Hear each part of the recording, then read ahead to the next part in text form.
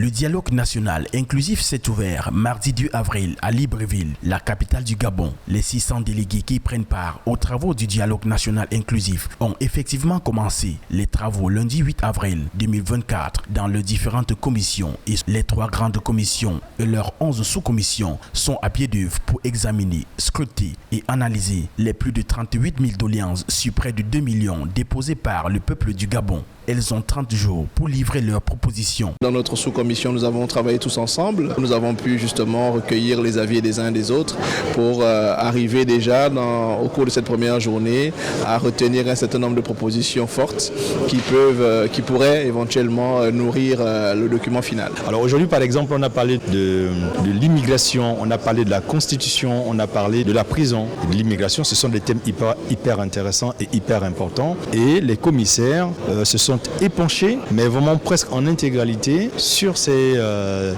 objets et la copie est déjà intéressante. Nous avons procédé aux propositions de recrutement parce qu'il a été fait le constat que la carrière du fonctionnaire public n'était pas reluisante. Donc il fallait proposer quelque chose qui permettait à l'agent public de bien progresser dans sa carrière. Pour se rassurer de la bonne tenue des travaux et du suivi de la discipline de travail proposée, le Bureau du dialogue national inclusif, conduit par son président, Monseigneur Patrick Ibaba, a procédé en début d'après-midi du lundi 8 avril à la visite des différents ateliers.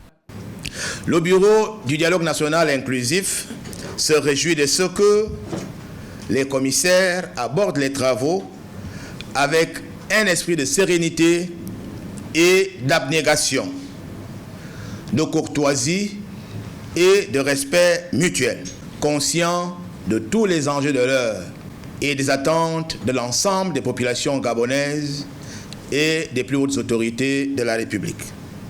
Les résolutions issues de ce dialogue national inclusif devraient être rédigées en texte de loi. Des textes qui devraient constituer la mouture du projet de constitution de la République gabonaise qui sera soumis au référendum, comme le souhaite le général Brice Oligui Nguema à la tête de l'État depuis le 30 août 2023.